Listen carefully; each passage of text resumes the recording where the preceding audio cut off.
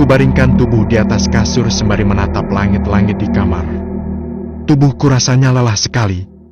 Bukan hanya tubuhku, tapi juga pikiranku. Mataku terus saja menerawang ke atas.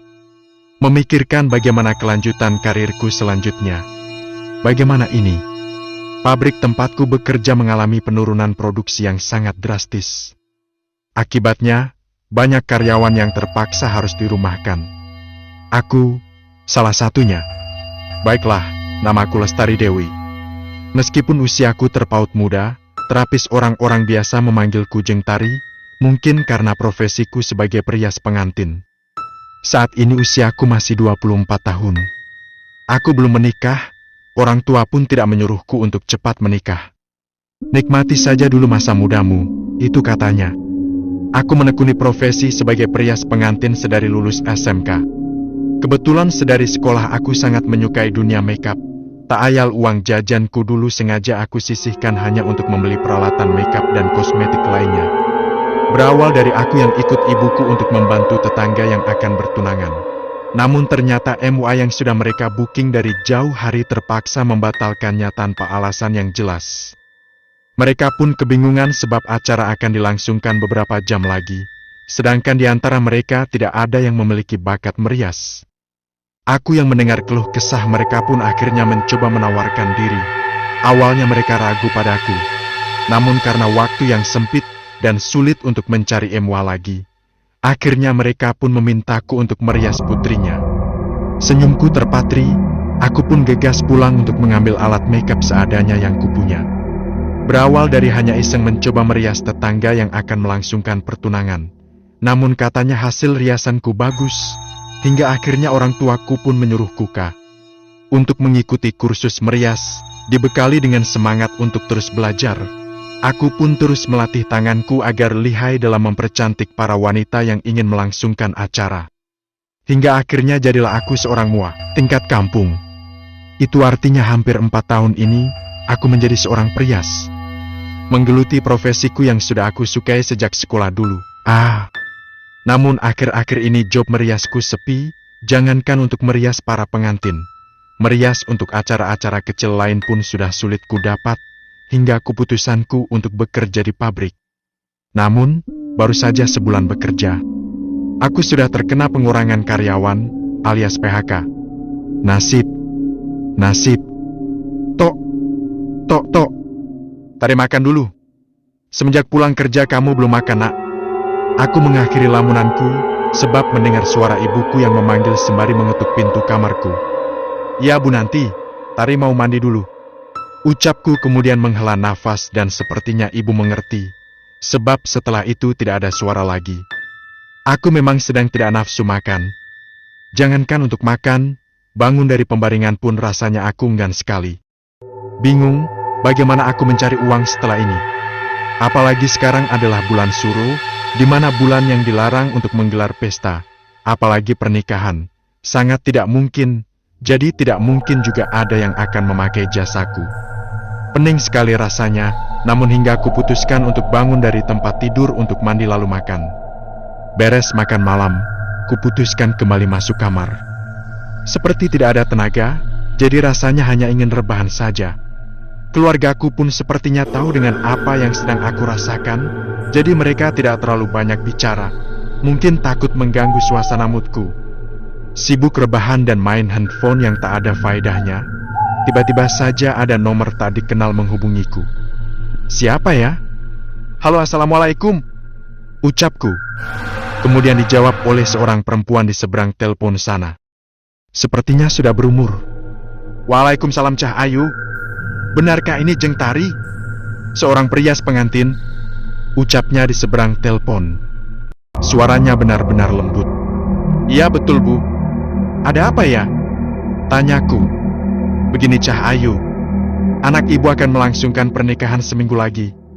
Dan kata orang, riasanmu itu bagus, bikin pangling. Apa kamu bersedia merias anak saya? Ucap ibu itu. Ucup dicinta, jo berias pun tiba. Pikirku. Aku pun tersenyum. Halo Cah Ayu, bagaimana? Ucapnya lagi yang mungkin heran, karena aku tidak bersuara dan hanya senyum-senyum sendiri.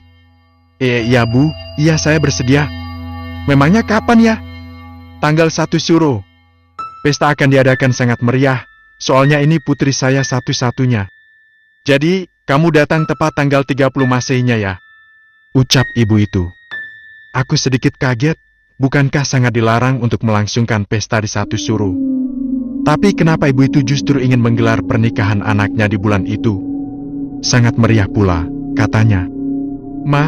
Maaf Bu, bukankah 1 Suro itu dilarang melangsungkan pesta? Nanti terjadi apa-apa, ucapku, mencoba memberitahu, mungkin saja ia tidak tahu dengan mitos yang ada. Tak apa nak, itu kan hanya mitos saja. Jadi, bagaimana? Apakah kamu bisa? Kamu tenang saja, saya akan membayar 5 kali lipat. Kalau kamu tidak bersedia, biar saya cari pria selain saja. Ucap ibu tadi. 5 kali lipat. Aku terbelalak mendengarnya. Tidak mungkin aku menolak durian runtuh. Apalagi keuangan di keluargaku sudah menipis. Kasihan jika keluargaku hanya mengandalkan bapak yang hanya seorang buruh tani, dan mbakku yang kerjaannya pun tidak lebih baik juga dariku. Aku harus menyanggupinya. Baik Bu, saya bisa, ucapku dengan semangat. Baiklah, nanti kamu datang ke sini. Dan kamu harus sampai sebelum malam hari ke kampung Cimelati di kaki Gunung Lawu. Ucapnya. Jauh sekali Bu, jawabku. Ya ampun, jauh sekali. Dan bagaimana mungkin ibu itu bisa tahu tentang aku? Bukankah banyak MWA yang lebih terkenal? Kenapa? Tak perlu khawatir. Sekarang kamu sebutkan nomor rekeningmu. Ibu akan mengirim uang sebagiannya. Lagi dan lagi aku kaget. Baru kali ini ada orang yang mau main DP, sedangkan belum kenal. Tanpa pikir panjang, aku pun langsung mengucapkan angka demi angka nomor rekeningku. Bagaimana? Apa sudah sampai uangnya? Ucap ibu itu setelah aku menyebutkan nomor rekeningku. Lagi dan lagi aku tak habis pikir, cepat sekali ya.